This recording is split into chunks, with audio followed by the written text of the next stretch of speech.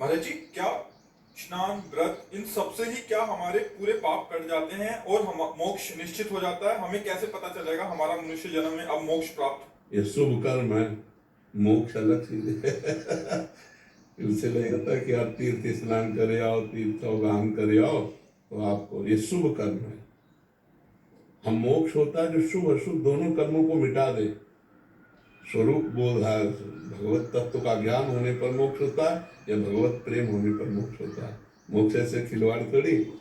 मुक्त होना, कर्मों कर्म बंधन को भस्म कर देना एक खिलवाड़ नहीं। तीर्थावगाहन, दान पुण्य, सत्कर्म, ये सब पुण्य के अंतर्गत आता है, शुभ कर्म के अंतर्गत आता है। लेकिन भगवत आराधना, साधना, योगाभ्यास, ध्यान धारणा समाधि या तत्व ज्ञान या भगवत प्रेम, ये मोक्ष पदवी का मार्ग होते हैं ना अलग अलग, और ये मोक्ष की तरफ जाते हैं। पुण्य कर्म का फल होगा, आप स्वर्ग जाएंगे, बहुत ज्यादा पुण्य है, तप लोक, महालोक, जनलोक, ब्रह्म लोक तक जाएंगे, लेकिन आपका मोक्ष नहीं होगा, फिर आना पड़ेगा। ब्रह्म भुवनान लोकान पुनरावर्तिनो अर्जुन, जो यहाँ से लेकर ब्रह्म लोक तक है, आने जाने वाला है, ये मोक्ष का मार्ग नहीं है। आ ब्रह्म स्तंभ पर्यंतम सर्वम मायामयम जगत, तिनके से लेकर ब्रह्म लोक तक सब मायामय है। और मोक्ष होगा जब तिनके से लेकर ब्रह्म लोक तक सबका त्याग हो जाए, और वो भजन से होगा। इसलिए हम सबसे प्रार्थना करते रहते हैं कि पापाचरण का त्याग करो, मांस मत खाओ, मदिरा मत पियो, पराई स्त्री से व्यभिचार मत करो, जुआ मत खेलो, खूब नाम जप करो। पहले यहाँ से शुरुआत करो, असत कर्मों का त्याग और भजन। और भजन का फिर जब रंग चढ़ेगा तब प्रेम, तत्व ज्ञान, ये फिर ऊपर उठने लगेगा। और भजन आवश्यक है, उठते बैठते चलते फिरते युद्ध करते भी। मां मनुष्मर युद्ध च, भगवान कह रहे ना, मेरा स्मरण करते हुए युद्ध करो, हर समय राधा राधा राधा राधा। जो नाम अपने को गुरु जी ने दिया है, उस नाम का बार बार बार बार जप कर रहे हैं, हर समय सुमिरन कर रहे हैं, अब मोक्ष हो जाएगा। बिना सुमिरन के मोक्ष नहीं होता। परमार्थ का जो स्वरूप है, व्रतांश यज्ञ छंदांश तीर्था नियमायमा, ये भगवान श्री कृष्ण के वचन है। व्रतांश यज्ञ छंदांश तीर्था नियमायमा, यथा वरुणेत सत्संगा सर्वसंगोपहोय इमाम। मैं व्रत से, यम नियम से, तीर्थयाटन से, वेदाध्ययन से वश में होने वाला नहीं।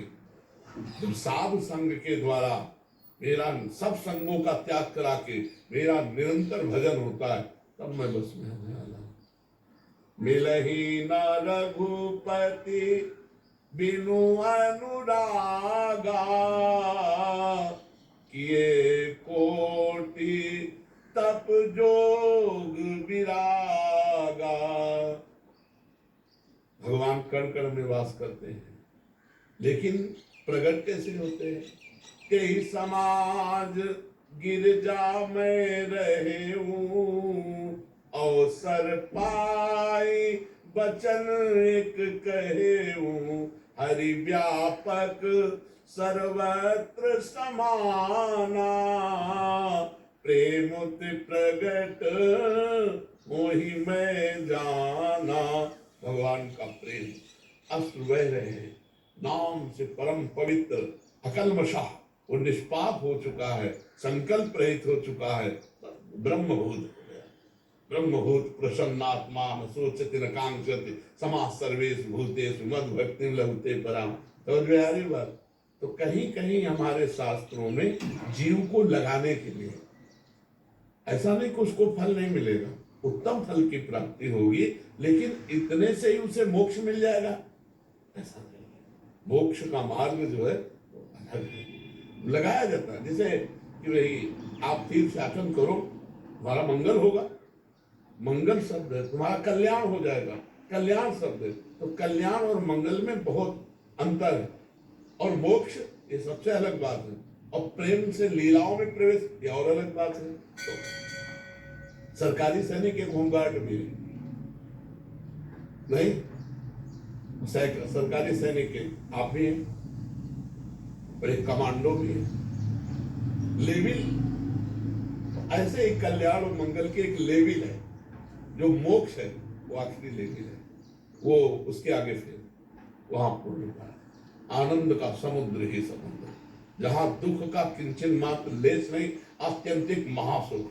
और उसके लिए साधना है, तीनों लोकों से वैराग्य, तीनों शरीरों से वैराग्य, स्थूल जगत, स्थूल शरीर, सूक्ष्म शरीर स्वर्गलोक, कारण शरीर ब्रह्मलोक, इधर तीन और इधर बाहर तीन, बाहर और भीतर तीनों से जो वैरागी वो मोक्ष का अधिकारी होता है। कितना कठिन है, जब तक गुरु न मिलेगा और साधना नहीं बताएगा तब तक कैसे प्राप्त हो जाएगा। तो ये लेनी चाहिए। जैसे छोटी छोटी कथाएं